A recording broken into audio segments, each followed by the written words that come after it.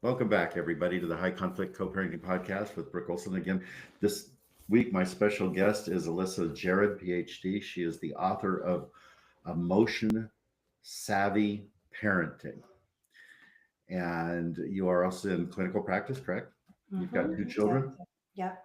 and you're a mom that's in the middle of all of this parenting stuff, which is, as I read, was your impetus to write the book. So let's get into this a little bit.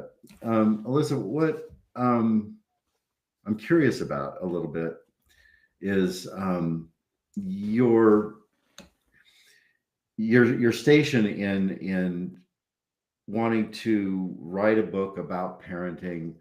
Um, there's a lot of books out there about gentle parenting, Yep. authoritative parenting. Um, a lot of this stuff is Dreiker's based. You've pulled on cognitive behavioral therapy and DBT from Marshall Lanahan to start to put in the tools for your book. Can you tell me a little bit and tell our audience a little bit about how you have, because I think the components here are kind of all of the same, but there's a refinement in your book. Yeah. Yeah. And can you speak a little bit to, the broader concepts here, but also the refinement from some of these other ideas that are out there about parenting? Sure. Yeah. It's a great question. So there's no shortage of parenting advice out there, right? There are so many books, so many podcasts, so many resources. And what I have found is for parents, it can be really confusing, right? To know which one makes the most sense for them, for their kids, for their families. Also, from my perspective, a lot of what is out there, even if I agree with much of what's out there, in certain areas, it doesn't really get at what I consider to be the thing that makes parenting so difficult. And that's that as parents, we are inevitably faced with some really intense emotions along the way on our Mhm. journeys as parents. And so my book really aims to provide science backed strategies, like you said, from cognitive behavioral therapy, from dialectical behavior therapy, to help parents better weather the emotions that they encounter, whether it's their own emotions or their children's emotions. And I think what's out there typically focuses more on either meeting the children's emotional needs, the child's emotional needs, often at the expense of the parent's well being, or maybe focuses on like helping to meet the parent's needs, sometimes at the expense of the child's well being. And so, my approach, I'm really trying to think about like, how can we help this entire system, this whole family, be as emotionally agile as possible? And I think one of the best ways we can do that is by helping parents to be as emotionally savvy as they can be. I've always thought that the parents are the answer in this, and the co-regulation comes from them. Yep, And for if the sure. parent can't regulate, children can't regulate. They don't have the Yeah. model to. And from the audience that we have here today, these are not just parents that are doing the normal parenting day-to-day stuff in a Mhm. intact family where things might be going okay for the most part. We're on the far other side of that, where Sure. emotional regulation is at a premium Yeah. at best. Yeah. And the point I think that you're making in your book and you're making in this conversation is that parents' ability to be self-aware enough to make the adjustments to regulate their systems so their children have a mirror to work Mhm. from is the imperative. Is that getting to the Yeah, for sure. And I would say also just for our own well-being as parents, right? Like I'm also, parenting is one of the toughest jobs there is. And I really want to try to think about like how can I lighten the load for parents a little bit? And I think when we're emotionally skillful, right? Think about any interaction that you've had where you're like, wow, I did a really good job. Like I handled that well. We feel so much better about ourselves. And when we're losing our cool, we're yelling, we're just giving in to our kids because we're so uncomfortable that they're crying or whining and we just want to make it stop. And so we do something that really isn't how we ideally want to parent. We act in a way that doesn't align with our values. We don't usually feel all that great about ourselves. And so I think also just for parents' own well being, parenting from this place where emotions are there. They can feel those emotions in full, but they aren't necessarily calling the shots. That can be really empowering and really freeing for parents and can help support their well-being. Getting up into the prefrontal cortex and making decisions, not reacting to the. Exactly. Yeah. Yeah. So the portal in this, my thoughts. I come from a somatic background, Hmm. and I think, and I'm wondering if you agree that the process starts with the acknowledgement of the somatic state of I'm dysregulated or I'm Sure. in trouble here, right? Yeah. Yeah. And that's the hijack point as well as the portal home.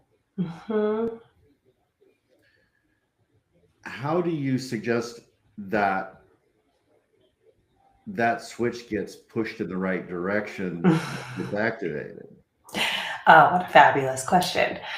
I mean, what I will say is it's easier said than done, right? To recognize, oh, I'm starting to get flooded. I'm hijacked. I'm gonna, I'm about to operate from a place that isn't gonna serve me or my kids or my, whoever it is. It's not gonna serve anyone all that well.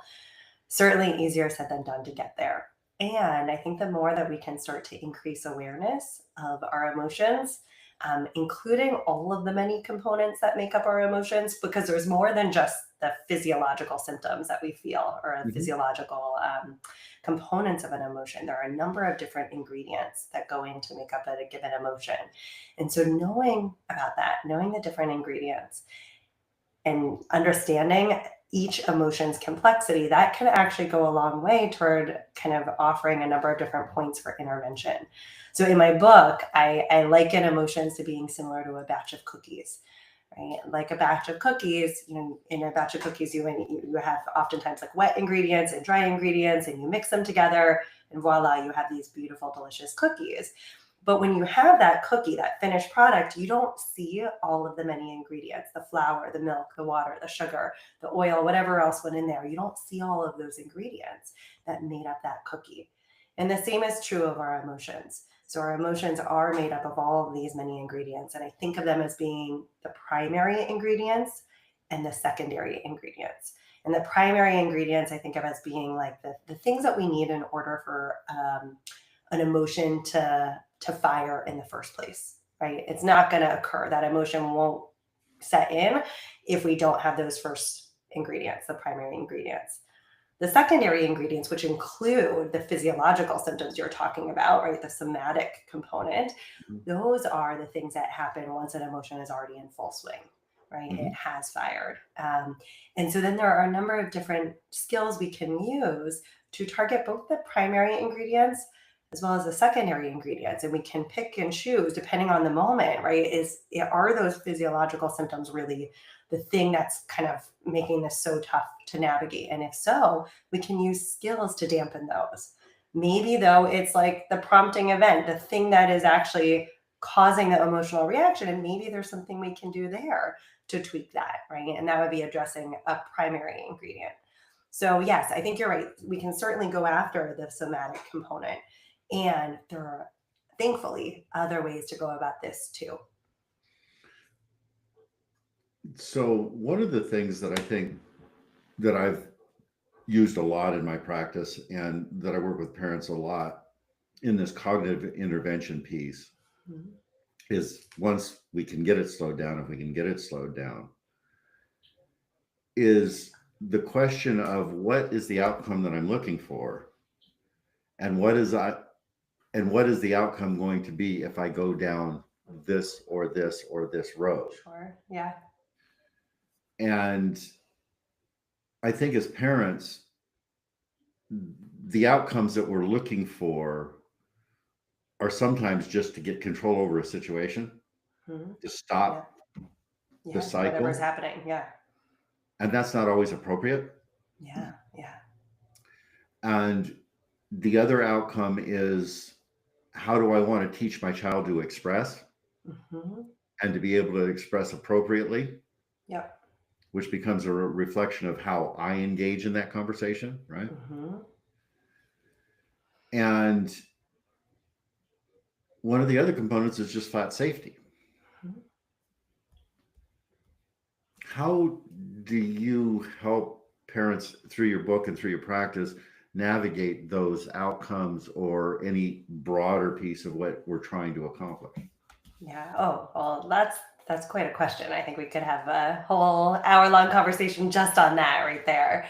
I will say first that when I think about what ideally for me as a parent in just about all interactions with my kids, like my number one goal is usually to actually try to connect with my kids. So Hmm. that's like the thing that I'm aiming for. Obviously, sometimes I've got to prioritize something else in a given moment, but ultimately that's what I want. And my guess is that's what most of your audience wants as well. They want to connect with their kids. And like you said, when our kids are doing something that's pushing our buttons, they're making a mess, they're fighting with their sibling, they're, not putting on their shoes or they're not doing their homework, they're doing something that is really upsetting to us. It's frustrating, annoying, maybe angering. It is so normal, so natural to try to want to control their behavior, like you're Hmm. saying, to get them to stop doing what they're doing so that we don't have to feel so uncomfortable.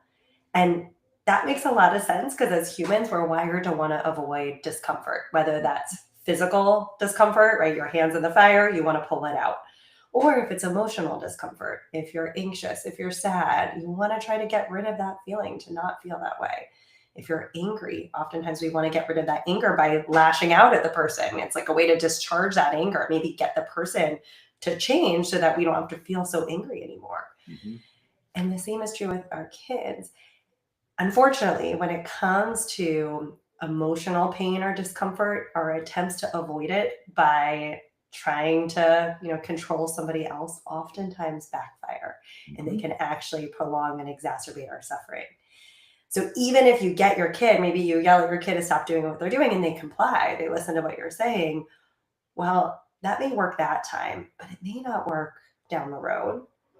And even more importantly, each time we try to control our kids in an attempt to not have to feel so uncomfortable ourselves, that habit of reducing distress by trying to control our kids just gets stronger.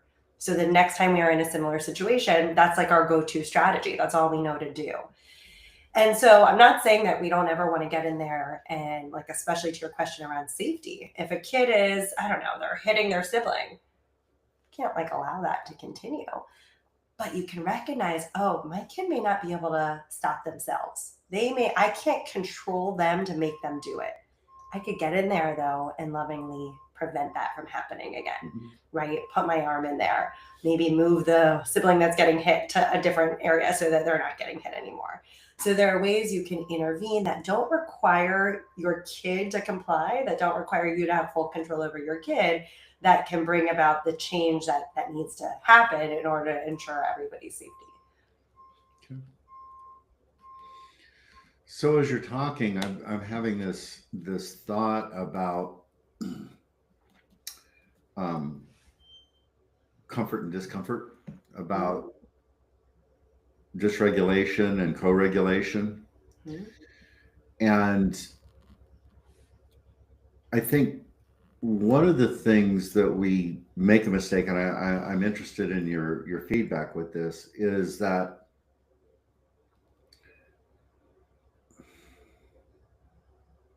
comforting or trying to change the child's discomfort piece is not always the prescription for change. Yeah. I think that teaching our children that this world isn't about comfort, that this world is about navigating or getting comfortable with discomfort, Mm-hmm. is actually the place where resiliency in their system sits and their ability to be in relationship in a healthy manner um, operates from. Yeah, Would oh, you I agree with couldn't that? agree more. Yeah, I agree 100%. And I'll just piggyback on that by saying for parents, right, just as we want to avoid our own emotional discomfort, we want to avoid our kids too, right? Because it brings up emotional discomfort in us. And so it's so normal, so natural for parents when they see their kid in distress to want to try to distract them out of their tears or convince them it's not something to be upset about or tickle them, right? So that they start laughing instead of crying. We want to do something to fix it so that it's all better. And yet when we do that, we send the message inadvertently, right? It was only with the best of intentions, but we end up sending the message that, like, it's not good to feel that way, right? To feel that discomfort, maybe that we don't think that they can tolerate it, that we can't tolerate seeing them so upset. And so we're kind of missing out on this really valuable, rich learning opportunity for our kids, and I think for ourselves as well. We lose attunement. Yeah. Yeah. One of my mentors a couple of decades ago talked about this notion, and we're back into the idea of co-regulation. But when you're in relationship with your child, what you're feeling internally is actually what they're feeling internally. Yeah. And that acknowledgement to them sends the message of, you're here, you see me, and you're safe. Now we can do something maybe differently from there. I think that there's a natural down regulating in the nervous system when something like that happens. Sure. Yeah. In your book, you talk about ACT, acceptance, regulation, and tolerance. Yeah. This seems like that's a little bit in that realm. Could you talk about that a little bit more? Yeah, in my book, I present this framework, right, or a set of tools that I call the ART tools, or ART for short. So again, like you said, it stands for accept, regulate, and tolerate. And these are science-backed strategies that we can all use, whether we're parents or not, or we're, just navigating our own stress that has nothing to do with our kids, or that maybe has to do with a loved one other than children. But again, these are strategies we can use to help us weather more skillfully those painful emotions we sometimes encounter along our way. So accept is really all about, how can I accept what is, as opposed to saying what should be, right? So when I talk about acceptance, I'm not talking about liking or approving of something, but just acknowledging that these are the facts. This is how it is right now. I don't have to like it, but this is what it is. And I can accept that without judgment, without saying this is what it is, but it shouldn't be that way. Instead, just this is what it is. And we can talk about why that can be so helpful, so freeing, both for ourselves, for our kids, for our relationships. But it's a really powerful thing when we can move toward that acceptance. And we can use a skill called mindfulness to help us be more accepting of the present moment, whatever is going on in the moment. Then we've got regulate, which is all about, how can we feel, let me backtrack. Regulate is really first about, how can we understand our emotions, right? The complexity of our emotions, so that we might be able to render ourselves less vulnerable to experiencing painful, unwanted emotions in the first place. And so that we might be able to change those emotions when they do arise and aren't serving us well. And then there are a number of different skills that we can use to help us regulate. And those skills are actually skills that directly target what I called earlier the primary ingredients of a given emotion. So the regulate skills help us tweak the primary ingredients. Okay. And then the tolerate piece, that's, sometimes we're going to feel a really strong emotion, like just about anyone would in a given situation. And so how can we feel those emotions, let them be there as however intense they may be, without letting those emotions hijack us, without doing something that we're going to later regret, that's going to make things worse, that's going to dysregulate our child even further. That's where the tolerate skills come in. And then there are a number of skills to help us tolerate, and those target or address, tweak the secondary ingredients that make up a given emotion. So I've got two directions I kind of want to go here for a minute. Could you talk a little bit more about what primary ingredients might be? Yeah, certainly. So these are what we need, like I said, in order for an emotion to fire. So obviously we have to have something has to happen to cause an emotion to fire, what I call a prompting event. And that could be something outside of you. So your kids are doing something, they just drew on the couch, or they are, again, they're chasing each other around the house and knocking things over as they go. Maybe your teenager just, screams something nasty to you or to their sibling. Again, something happens. It could also be something within us. Maybe it's just like all of a sudden you were in the kitchen with your kids and boom, you have this like intense raging headache, right? And you just are like, oh my gosh, right? Now feeling really unwell in that moment. But something happens that triggers some kind of or prompts a response in you. And in response to that prompting event, so that's the first ingredient, we have usually some sort of a thought or interpretation about that prompting event. So, maybe if my kids are chasing each other and they're knocking things down, and my thought is, they're so wild and like they won't ever sit still and look at it. They're gonna break the whole house, right? That's my thought. That's probably gonna give way to a pretty strong emotion. Mhm. So our thoughts again, right? That we're gonna have some sort of a thought. Maybe if it's like teenager saying something kind of unkind, some in a really rude voice, like maybe I have a thought, that's completely unacceptable. I wasn't allowed to talk to my parents like that. How dare he, or something along those lines. We're way out of acceptance on that one, right? Yeah, exactly. Yep, yep. And then we've got what we call vulnerability factors. And these are the things that are going to make us more likely to have certain unhelpful thoughts or interpretations about prompting events. Right. So maybe there are some days we can all probably think about this where, like, maybe you didn't sleep well the night before, you've got a cold, or you just had like an intense disagreement with your coworker, right? Something happens and that makes you more vulnerable to having negative thoughts about whatever follows from there. Right. So maybe for me, I know if I don't sleep well or I'm really hungry, I didn't have a chance to eat a filling meal or something. And then my kids do something that is kind of not ideal. I'm more likely to have a negative thought that's going to set off an emotion that is going to make it hard for me to regulate. So that's what we're talking about. So these vulnerability factors can be things that just happen, or they can also be something that happened in the distant past. So maybe when I was a kid, I got really hurt when I was running and being chased by somebody, and fell and really hurt myself. And now maybe I'm really worried that's going to happen to my kids when they're doing this. Or maybe when I was a kid, I was screamed at if I ever raised my voice at my parents. So now that might color the thoughts that I have when my kid says something unkind to me. Mhm. So those are the different types of the vulnerability factors. So again, we've got the prompting event, some sort of thought or interpretation about the prompting event, and then those vulnerability factors.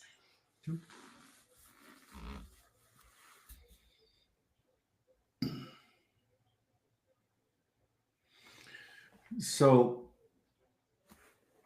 when you're trying to weave these concepts together, Alissa,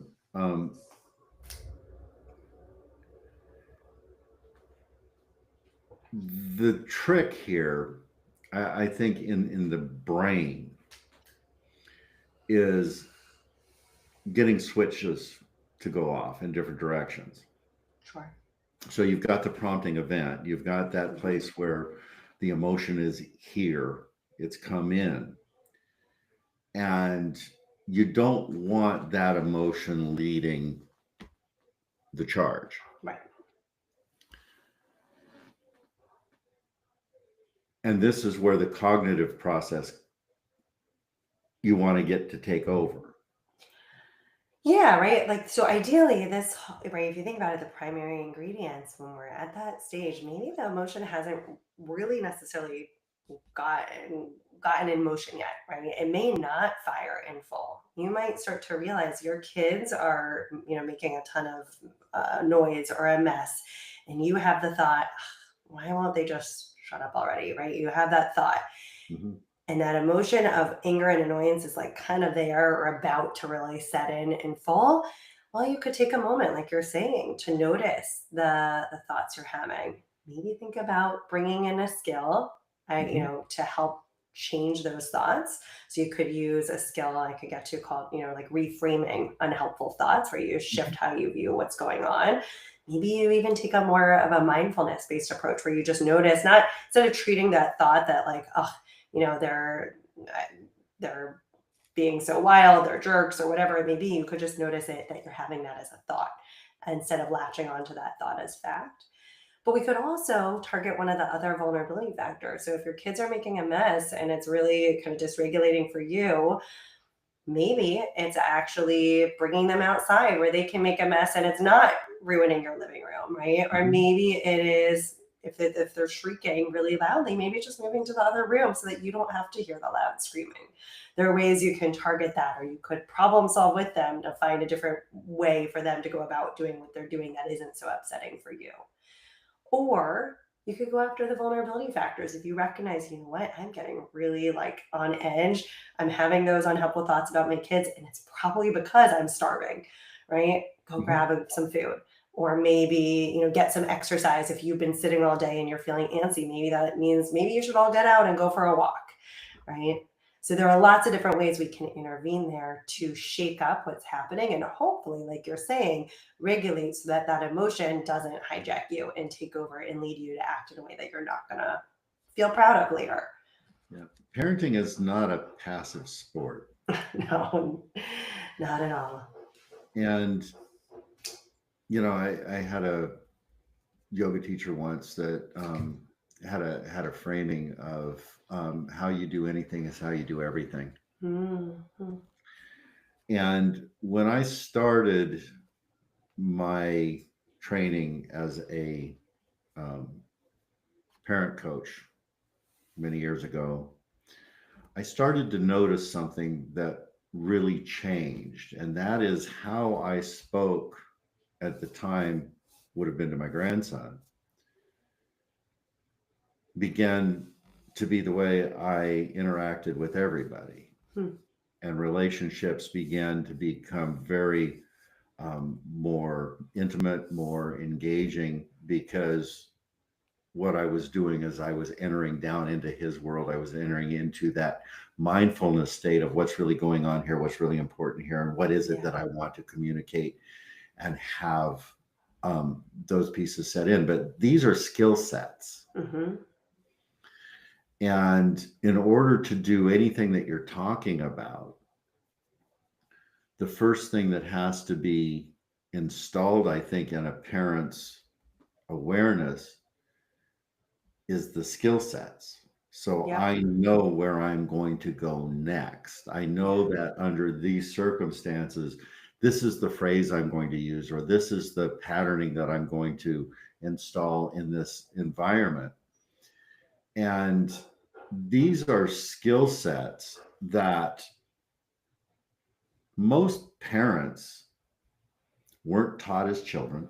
Yep. There's no place out there that people are going to get these skill sets short of getting help from a coach, from a book, from an interaction where this is a trial of this happened.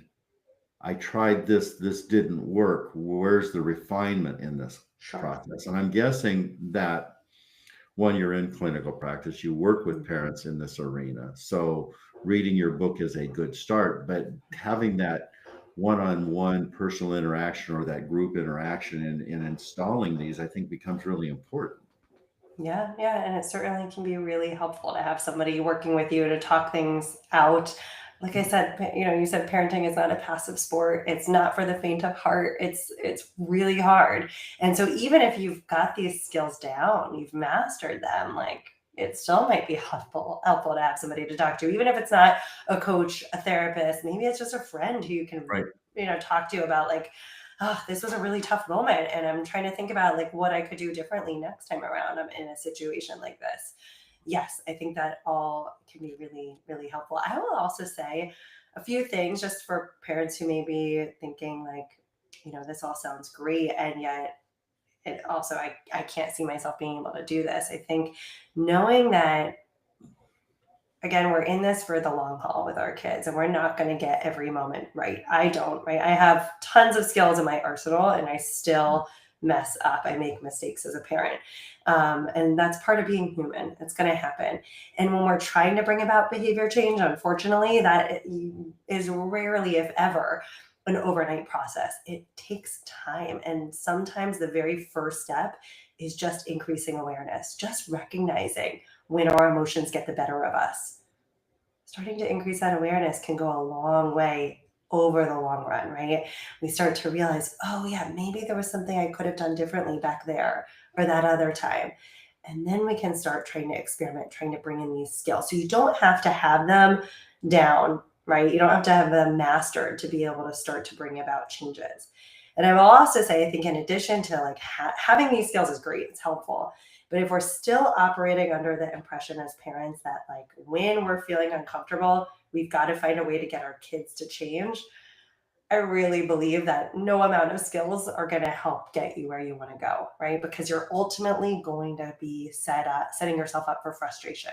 And so the more you can first embrace this idea that maybe the focus needs to be on ourselves, on shifting our own responses, that's when those skills I think can be most helpful.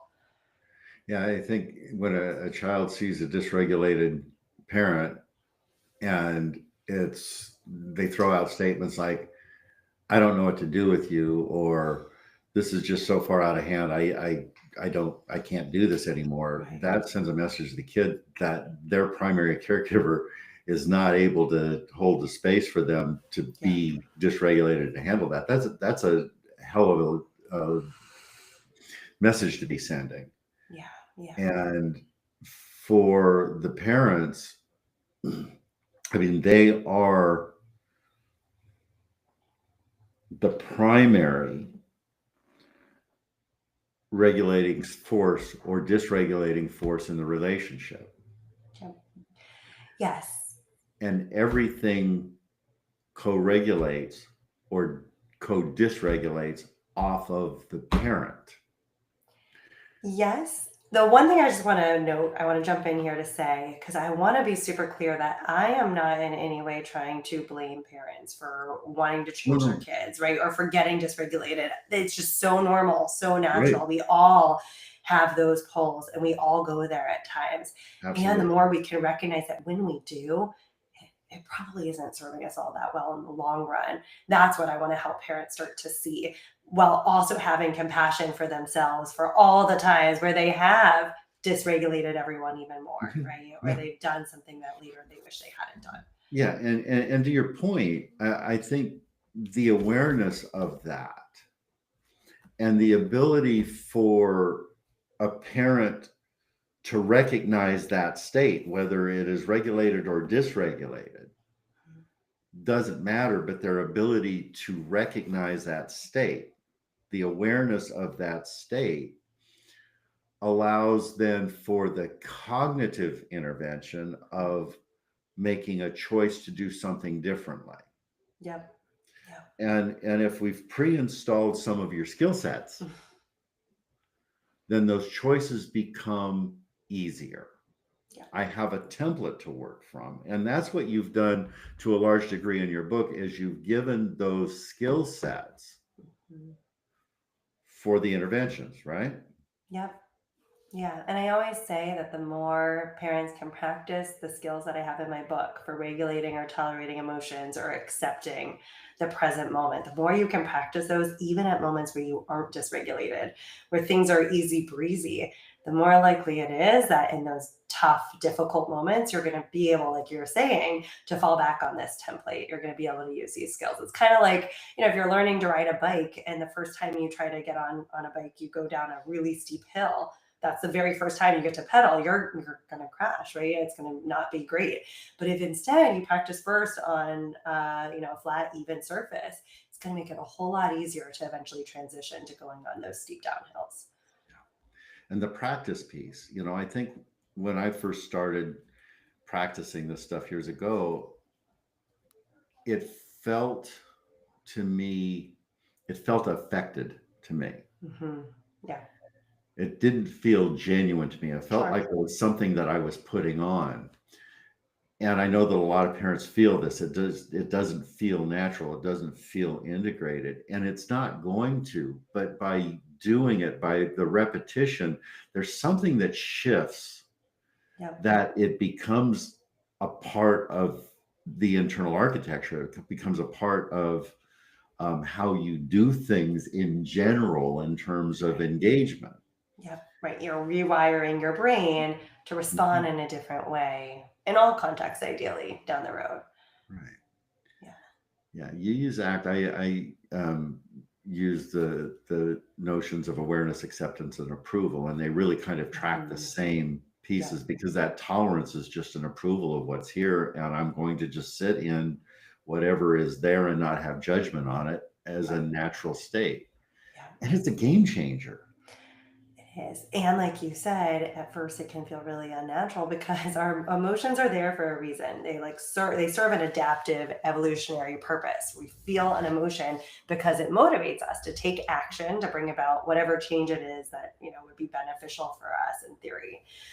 So, if I feel anger, I want to then go out and yell. I want to fight. I want to defend whatever it is I'm upset about.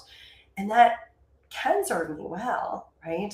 And so when we're kind of not giving into those urges to lash out in a moment of anger or frustration, we're not giving into those like adaptive urges that we actually do have. And I would argue that they are adaptive in many cases. Mhm. It's going to feel really unnatural. Right. Under the tolerate skills, for instance, one of the skills I have, it's one of my favorite skills of all time, and it's to act opposite, entirely opposite to the emotion that you're feeling. So think about how unnatural that is. If I treat a lot of anxiety, and the treatment for that is what we call exposure therapy, which is doing the exact opposite of what your anxiety pulls for. So if I'm feeling really anxious, whatever it may be, to touch something, to go somewhere, to give a talk or whatever, I'm going to do the opposite of avoid. I'm going to approach that all the way while accepting that, my feared outcomes might happen. And same thing when we're feeling any other emotion, right? We can do the exact opposite to help us better tolerate that emotion and make sure that that emotion doesn't call the shots, but it's not going to feel natural in any way, shape, or form. This is how we train horses. Interesting. I didn't know that. Well, if you've got an animal that is a flight animal, we're talking Mhm. about safety, right? Yeah. They're a herd animal. And there's something out there that makes them anxious, Mhm. you approach it. Yeah. You give it distance, you let them orient to it Yeah. and see that it's not a danger. Hmm. You don't put their face in it, but you let them see it. And then you Hmm. back off and you do it again and you do it again. And it's the same wiring Yeah. system. Yeah. I love work. I work with horses. I do have a practice where I do equine coaching, and Mm. the notion is, what is here Hmm. in this engagement with this 1,200-pound animal? Hmm. What comes up for you in it, and orienting to, is this dangerous or not? Is this something that is opening, or is it that? And to be able to hang with that awareness of what's here Yeah. and install something different. Yeah.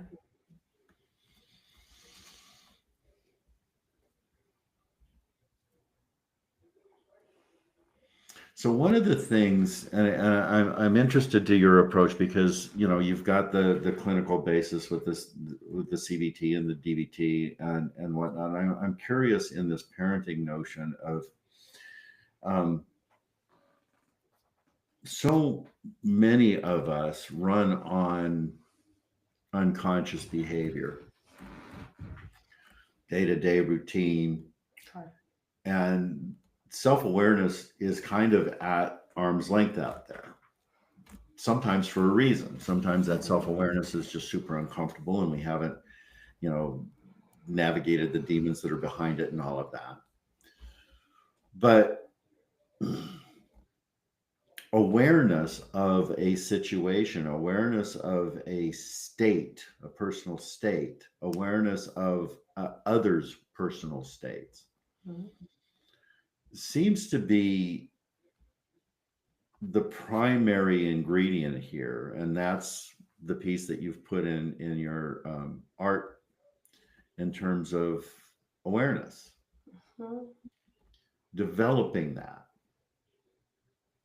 developing that mindfulness. These are all words that people hear every single day when they've opened a book or they read this, but the development of that skill set, how do we portray that to somebody to get them to question what's going on for that child that they're acting that way?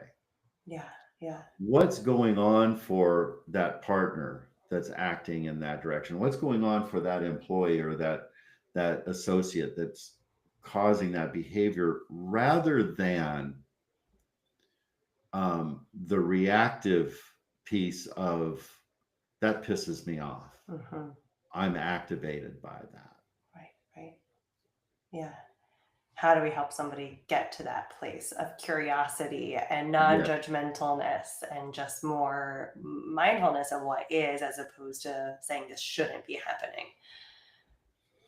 And I'm going to add on top of that question, because I think ultimately what we're trying to do as a parent in that process is install that hardware in the child as well.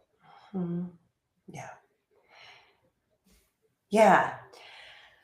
What I will say is again, that's like a thing that's easier said than done for us and for helping our kids get to that point too, right? That we are, as humans, like we are quick to judge, we're quick to make those judgments and to have those strong reactions. Again, those emotions are there for a reason. So we're designed to have them and the urges that come with those emotions.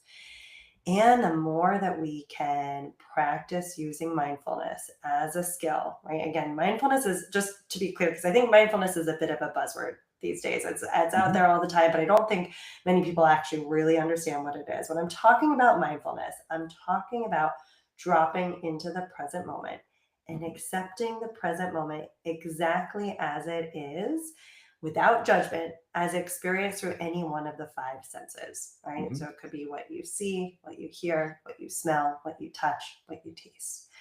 And the feel, that could also be in your body too. It doesn't just have to be outside of you. But it's really taking a moment to drop into that, to notice what is exactly as it is without jumping to assumptions about what it means, without having any judgments about it.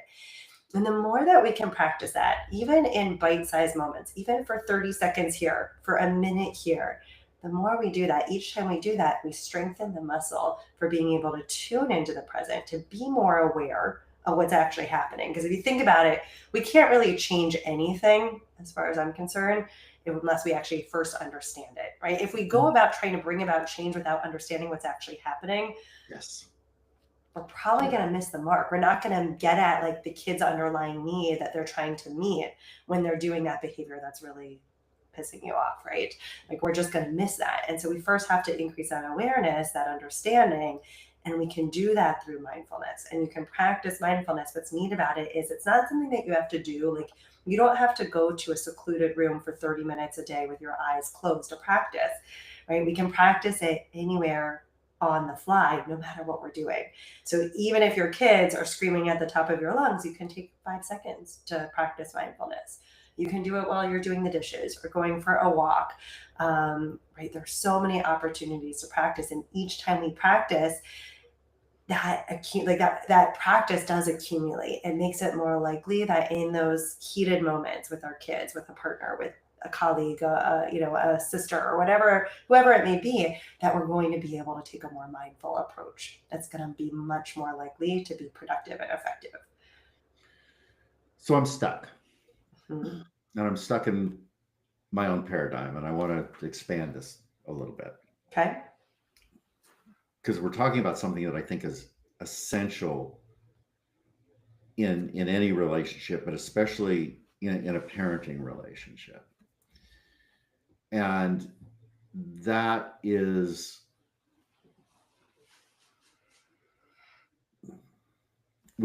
I look at it from a couple of different sides. So we've got the cognitive component, and I work with a lot of people that are stuck in their heads. Sure. We look at it from a somatic component, where there's just something going on physiological. Mm-hmm. And something has triggered that internal mechanism for the response, for the physiological response that's gotten there. From my standpoint, my orientation is one leads the other. Mm-hmm. And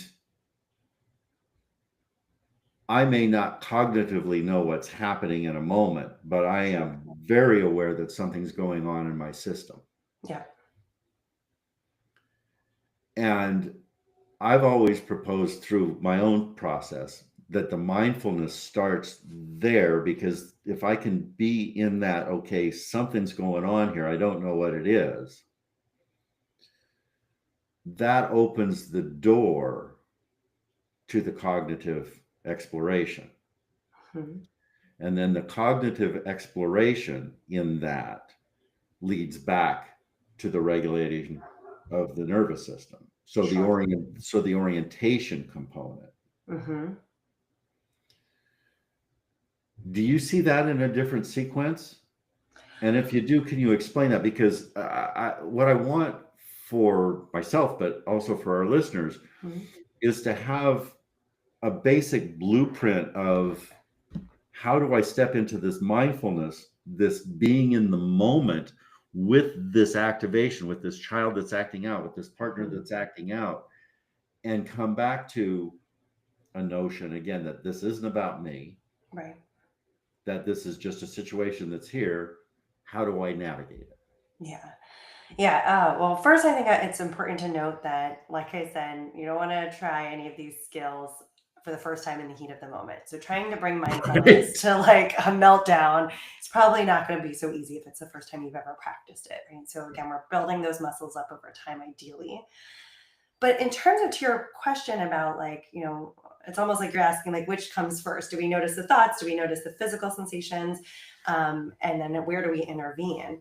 I think what I'll go back to is again those primary and secondary ingredients. So we talked about the primary ingredients. I do think that even though sometimes those thoughts that we have completely fly under the radar, we don't realize we're having those thoughts.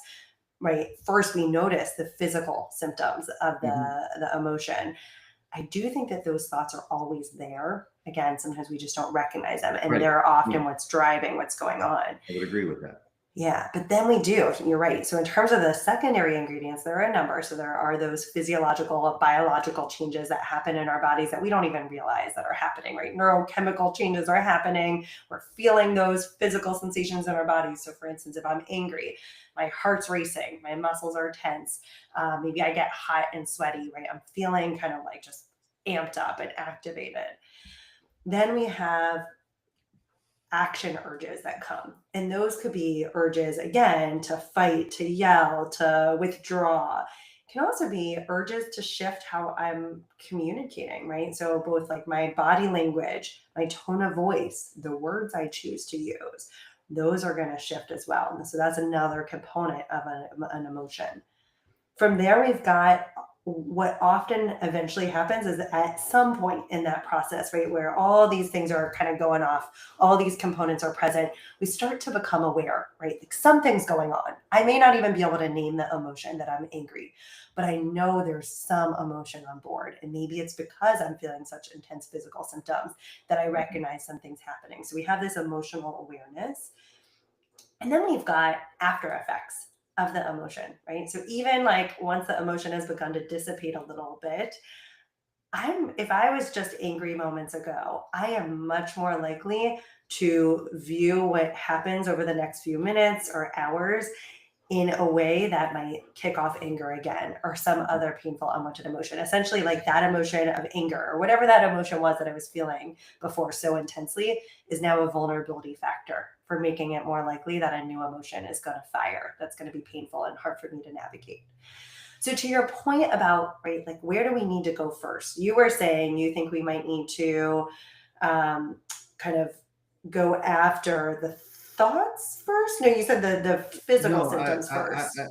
where I was at with that, Alyssa, is coming into where does the awareness awaken? Yeah. because awareness is the first piece Right. in all of this. So, am I aware of this? Right. And is this the portal, or am I aware of this and this is the portal? Because Yeah. different I, people have different approaches. Totally. And I think it could also be, for it may not, it may be neither of those. It may be there's a, again, a prompting event that's happening. And I know there's a good chance in seconds I'm going to start to feel something really intense given what's going on right here. Right. Mm-hmm. So that might be my awareness.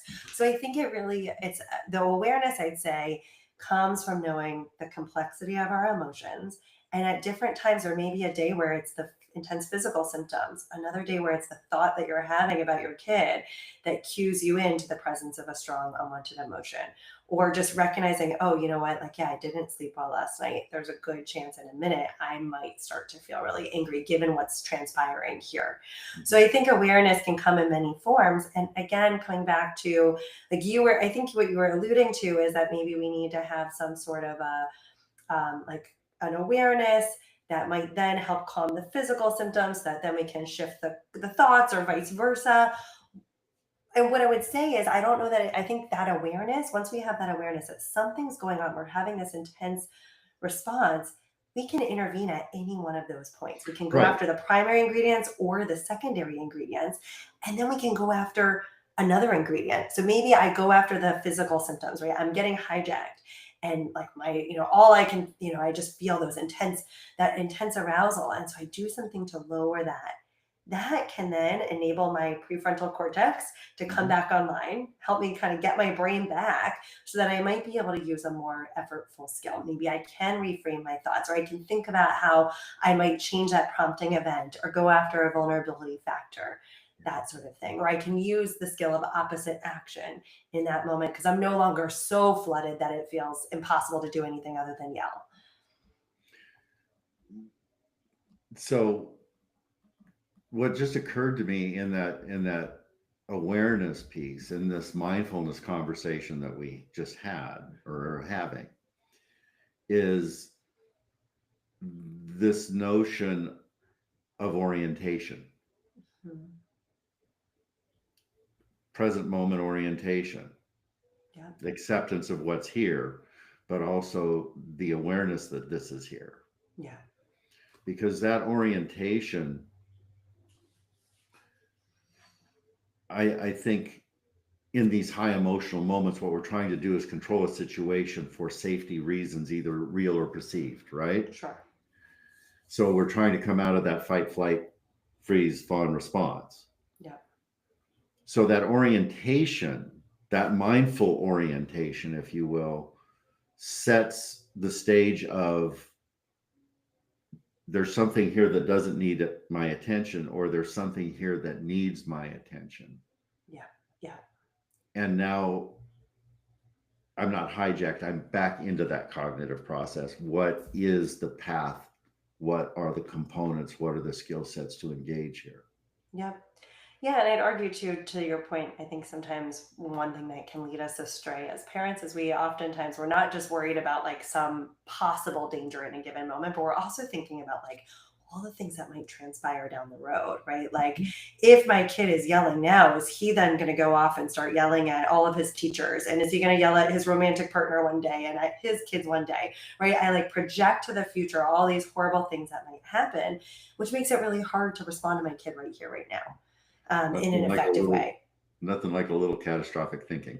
Exactly. Yeah. Yeah. Nice. So, what what are the pieces here today that you would like to convey to our listeners that are primary for you and for them to be able to engage in a different way of being? Because, frankly, Alissa, we're very much on the same page. The notion of how to approach and to be present and attuned is the answer to everything societally, within the family, within relationship. These are the components as parents that are going to change generationally. Yeah. But for our audience here today, Most of us don't come from that. Sure. We come from the opposite of that. So finding that notion of being vulnerable, of being safe, of being oriented, being present, and not reactive to the massive stimulation that's out there on a high conflict custody situation is the opposite of what their experience is. Right. So how do we, what are the pieces that you would suggest to be the primary portal for people to start to walk through to begin to work differently in this? Yeah, well, I will say in a high conflict, custody situation, oh my gosh, emotions are going to be really intense. Like, yes, you can use, I please use the acceptance skills, use the regulate skills, but know that there are going to be those moments where there's nothing you can do. Like an emotion is going to be there and it's going to be really hard to sit with. And know that that's where the tolerate skills come in.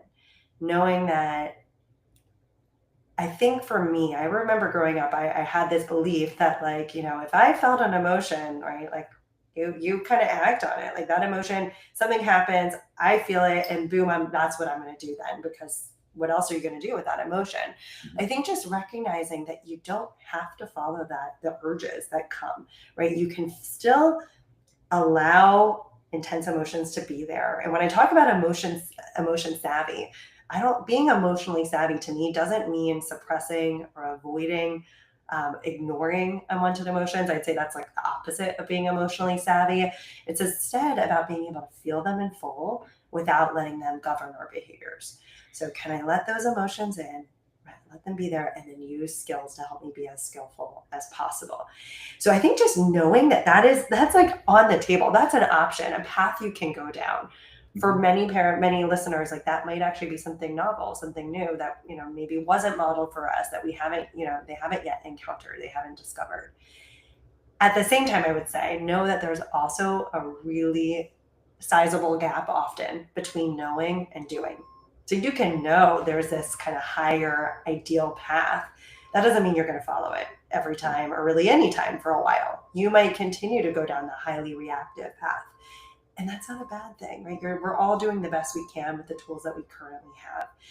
And if that's happening, it's not feeling good for you. It's not feeling good for the co-parent you're interacting with. It's not feeling good for your kid. Know that there is another path, and you can learn skills to help you begin to shift, to be more skillful in those tough moments. And you're human. No matter how much you practice, there will be times where you aren't going to be as effective, as skillful as you'd like to be. And that's okay, right? We can then just go back to trying to do better down the road. Tolerate. That's a big piece. And when I think of tolerating, when I talk to my clients about and my parents about tolerating, I come back to this notion of it's only sensation. Mm. And it doesn't have meaning unless you put meaning to it, and it's transient if you don't grab a hold of it. Yeah. That's a lot easier said than done. Indeed. But the intensity that you learn to navigate in this, if you learn how to navigate that intensity, changes the trajectory for the success and the resiliency of your child. Yeah.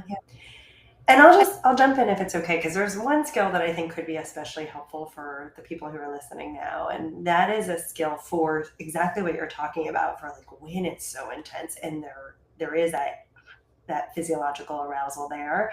It's a set of skills, actually. It's an acronym I call them the CARE skills. And they're really designed to rapidly reduce that physiological arousal so that you don't feel like you're about to burst, right? So that you can then get your brain back a little bit more, so that you can be a little more thoughtful, a little less reactive in the moment. So if it would be helpful, I'd be happy to walk walk you Please through these do. skills? Please do. Yeah. I'm all ears here. Okay. All right. Awesome. So for those who know dialectical behavior therapy or DBT, these are actually the tip skills from DBT that I transformed, and I call them the care skills. And I call them that just because I find that acronym to be easier to remember. To me, the tip acronym was always a little clunky and hard to remember. And I think it's kind of catchy because when we're feeling strong emotions, we do need to take care, right, in order to make sure that those emotions don't hijack us. So I will say that, especially for the first skill, but also a couple of these that I'm going to note, they are ones that can so rapidly reduce arousal that they can actually bring down the heart rate pretty quickly. And so for any listeners who have some sort of a heart condition, or maybe they're taking a medication that affects their heart, it's important to talk with your doctor first before using these skills, because it may not be safe to use them. But if you think about it, when we're really heated in a moment with our kid or with our co-parent, and we're activated, we're feeling a strong unwanted emotion, oftentimes what's happening is, our hearts are racing. And again, we feel hot, we feel sweaty, we feel all those things. And one thing we can do, we can bring in these care skills. So they stand for cool with ice, activate your body, relax your muscles, and exhale slowly. And that first of them, the cool with ice one, might sound kind of like, how is ice going to help me? But there's actually like this really powerful skill that we can bring in to elicit what's called the dive reflex. So the dive reflex is what we are evolutionarily programmed to experience when we're submerged in really cold water. You're nodding your head, you know this, right? It puts the polyvagal system on its ear. Yeah. And what happens is when we're in cold water, our hearts slow down and stop pumping blood to our extremities in order to heat our core and conserve energy. That's pretty vital when we're in cold water. And we can actually elicit this dive reflex, like mimic it, by either dunking our head into a very large bowl of cold water, like very cold water. You could even add a few ice cubes to that, which can get kind of messy, putting your head in water. You could also, if you want though, take a bowl, or not a bowl, a flexible gel ice pack. And you can put it on your cheekbones and like over your temples, just leave it here for about 30 seconds. And you can, probably with that gel ice pack, you don't want to put it directly on your face. So you can just put like a cold, wet towel around it or paper towel around it, and then put it on your face, leave it there for 30 seconds. And I have seen heart rates plummet by 50% or more in just those 30 seconds.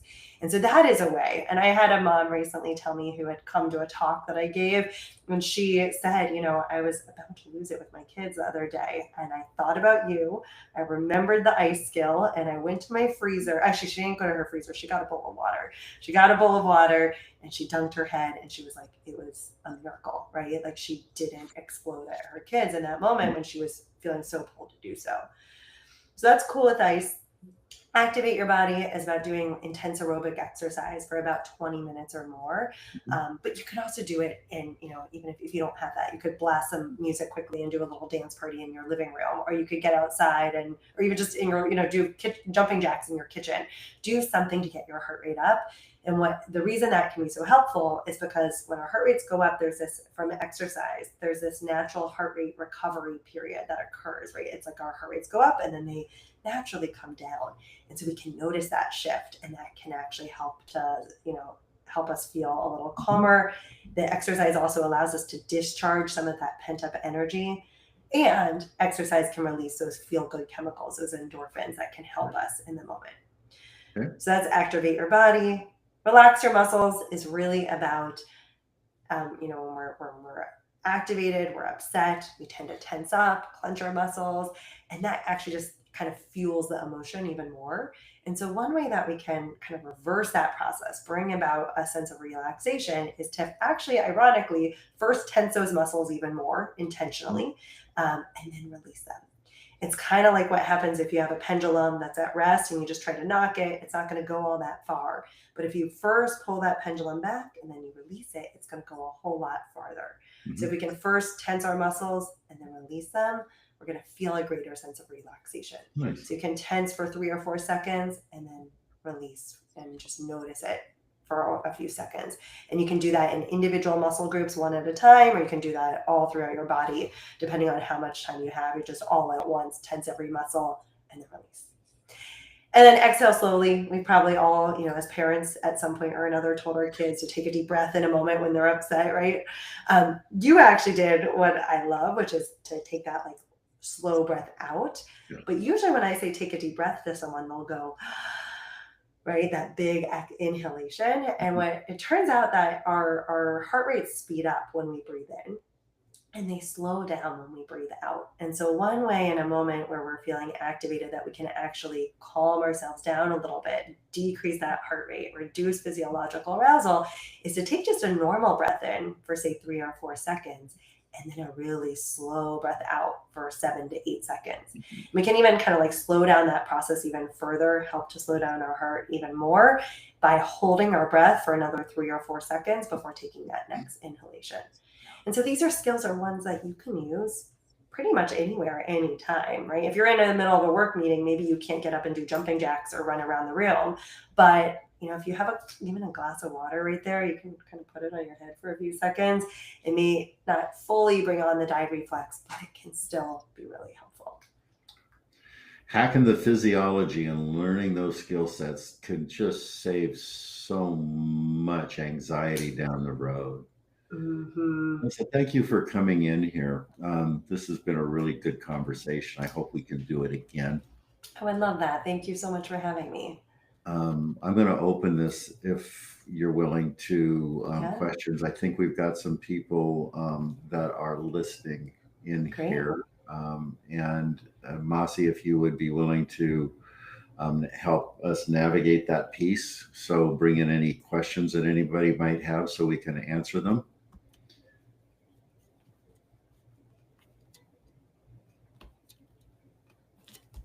And what I'm going to do here, there's a chat. There we go. Open the chat, studio chat. There we go. I'm getting handle on this somewhere, maybe.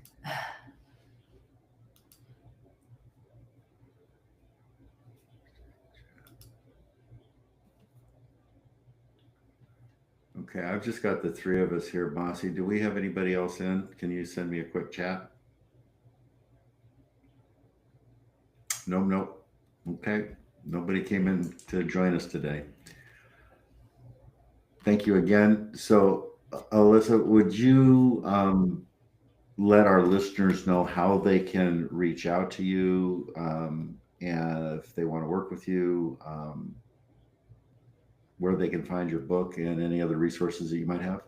Certainly, yes. You can find me on my website, AlissaJerud.com. And so it's ALISSAJERUD.com. So I'm there. And then my book, there are links to buy my book from my website. You can also go on Amazon, Barnes & Noble. It's in some small bookstores, but not a ton. So it may be easier to find it on those bigger sites. Walmart is another one. And it actually will be coming out, the audiobook will be coming out on November 18th. So that'll also be something you can get wherever you get your audiobooks as well. And you've supplied us with those links. So those links will be in the show notes when we do the release of this. Yeah, great. Again, thank you for joining us. And everybody out there, be well. Take care.